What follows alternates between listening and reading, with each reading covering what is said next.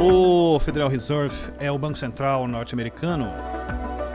Divulgou o relatório e na reunião falou do Brasil. E falou do Brasil no que diz respeito à desvalorização do dólar, do real frente ao dólar. Isso causa algum tipo de preocupação? Citou turbulência política, citou a crise do coronavírus. Nós estamos com o Evandro Butini, que é economista da Rio Bravo Investimentos. Evandro, boa tarde, tudo bem?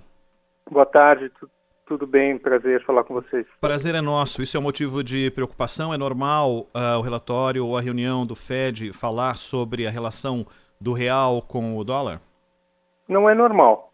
É bem raro o Fed citar especificamente outro país, ainda mais com os termos que ele usou para o Brasil, num parágrafo em que ele discutia o comportamento da moeda americana contra outras moedas no mundo.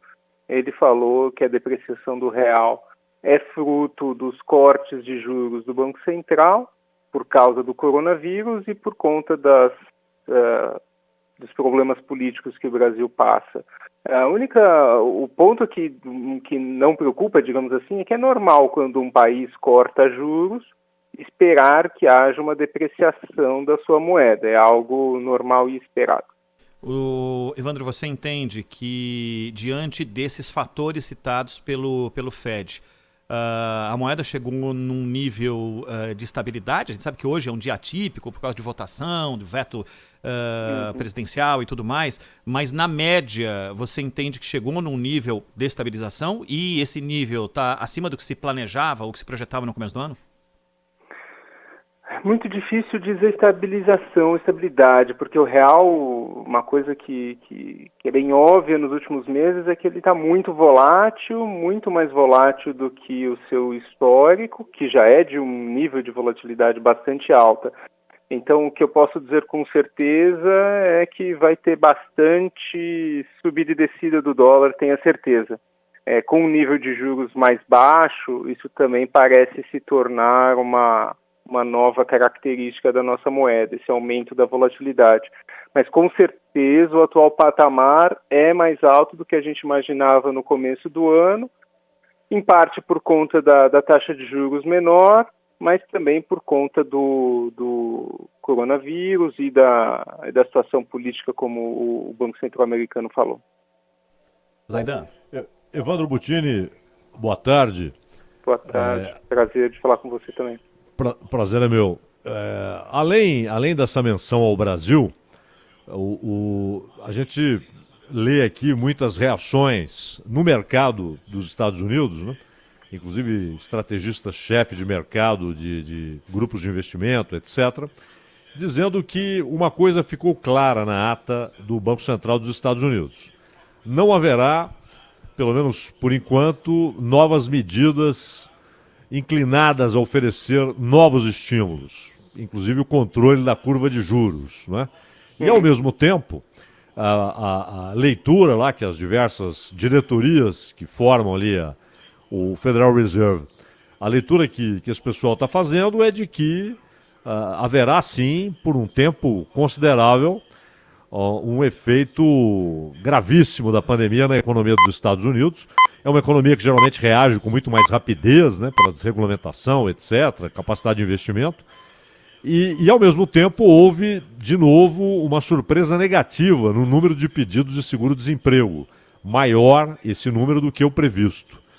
E, claro, isso tem impacto no mundo inteiro, né? No caso, porque muitas vezes as pessoas falam, mas espera aí, uma notícia ruim da economia americana leva à busca por dólares por quê?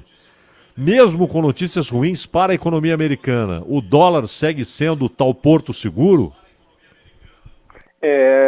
As pessoas podem ter essa dúvida, é válido, mas segue sendo sim o porto seguro. Aumentou um pouco o uso do euro como porto seguro, porque lá as economias e a União Europeia como bloco tomou medidas que nunca antes foram imaginadas, de emissão de títulos em conjunto, né, que a Alemanha sempre foi bastante contra, mas o dólar continua sendo a moeda de reserva no mundo e isso deve continuar assim pelo futuro próximo. Não vislumbro uma alternativa a essa moeda. Os Estados Unidos estão sofrendo com um recente aumento no número de casos, né, que levou a uma nova rodada de medidas de distanciamento social e de fechamento de varejo, de negócios, e politicamente tem eleição muito perto, né, daqui a poucos meses, o que faz com que os dois partidos lá estejam discutindo muito o escopo e o tamanho de um novo pacote de ajuda. Acho que foi isso que o Banco Central americano se referiu. Mas alguma ajuda vai ter. E a ajuda dos Estados Unidos foi uma das maiores do mundo, junto com a flexibilidade da economia americana que você comentou. Acredito que vai ajudar os Estados Unidos a serem um dos destaques de recuperação nessa atual crise. E com relação aos nossos problemas fiscais, inclusive ontem tivemos aquela decisão do Senado de derrubar o veto do Jair Bolsonaro com relação a reajustes do funcionalismo público. Há uma expectativa de que a Câmara mantenha o veto. Além disso, foram 2-3 semanas aí de especulações com relação até à permanência do Paulo Guedes. Isso também está entre as causas dessa volatilidade que você citou, Evandro Buttini? Sem dúvida. Como o Fed falou, os problemas políticos do Brasil passam exatamente por aí. O governo foi obrigado a gastar esse ano e gastou para responder à atual crise do coronavírus, mas a gente já entrou nessa crise, uma situação fiscal deteriorada e vai sair com uma situação que beira a calamidade. Então, algum ajuste terá que ser feito, não dá para continuar gastando do jeito que está, por mais que haja um desejo de algumas alas do governo com relação ao auxílio emergencial, o Renda Brasil ou um orçamento para obras. Não dá para fazer essas coisas sem indicar a receita, porque a dívida brasileira vai chegar a 100% do PIB e o déficit primário público brasileiro a 10% do PIB. São números que são inéditos. Nunca antes a gente viu na história desse país, como se dizia no passado. Evandro, você falou aí rapidamente a respeito de que forma as eleições americanas, com a proximidade das eleições, isso pode impactar nas relações comerciais e nos negócios e nas moedas.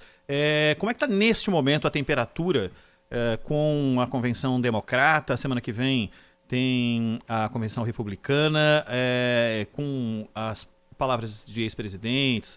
Teve ontem Barack Obama falou, um discurso contundente da Hillary Clinton, da Kamala Harris ontem, e a semana que vem, claro que vai ter a contrapartida do presidente Donald Trump. Como é que o cenário do mercado financeiro tem reagido a esse movimento que cada vez torna mais próximo à eleição americana? O que a gente consegue ver nos preços é que há uma expectativa de volatilidade elevada ali por volta da eleição americana.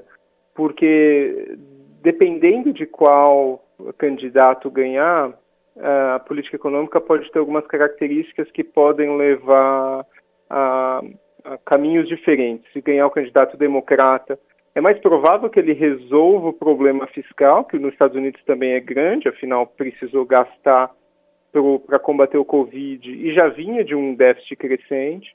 Só que o caminho que o candidato democrata deve tomar é de um aumento de impostos sobre empresas que foram recém-cortados pelo governo Trump, o que pode fazer com que a Bolsa Americana sofra um pouco.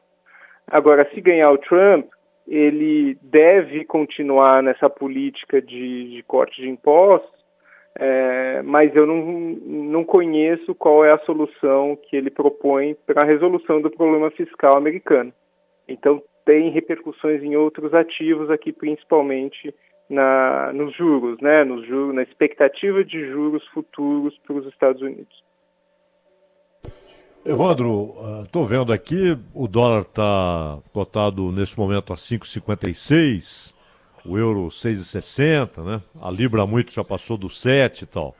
O Brasil tem uma vantagem aí de ter grande parte da sua dívida pública em reais, né? Diferentemente da Argentina, por exemplo, que a dívida é quase inteiramente em dólar e há uma desesperada carência de dólares na Argentina. De todo modo, se o dólar continua subindo, e ele já está consideravelmente alto, se a gente compara aí com o que acontecia há um ano e tal, mas é inevitável que haja pressão de custos, e mesmo sem demanda, pode haver alguma pressão inflacionária, repito, apesar dessa ausência de demanda, do consumo jogado lá no fundo do buraco, o dólar pode trazer algum risco de pressão inflacionária ou de necessidade de absorção de custos pelas empresas que não poderão repassar para os preços? Olha, realmente o dólar está bastante alto, apesar do Banco Central ter feito vendas de dólares das reservas hoje, né, em 2 ocasiões ao longo do dia.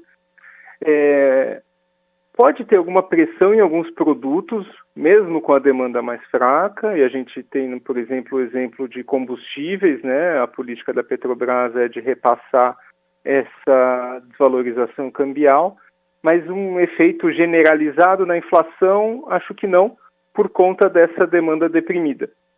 Então, o que a gente pode ter é o que os economistas chamam de mudança de preço relativo. Alguns produtos sobem e outros produtos caem. Provavelmente combustíveis, por exemplo, e outros bens que são relacionados com o dólar vão subir de preço, e talvez alguns produtos mais de serviços que estão com a demanda especialmente fraca podem cair ou subir menos de preço. Então, acho que um impacto generalizado na inflação, acho que não, mas sim nos produtos relacionados ao dólar. Evandro Butini, economista da Rio Bravo Investimentos. Evandro, muito obrigado pela atenção aí com a Rádio Bandeirantes. Até uma próxima oportunidade. Imagina, obrigado. Um abraço.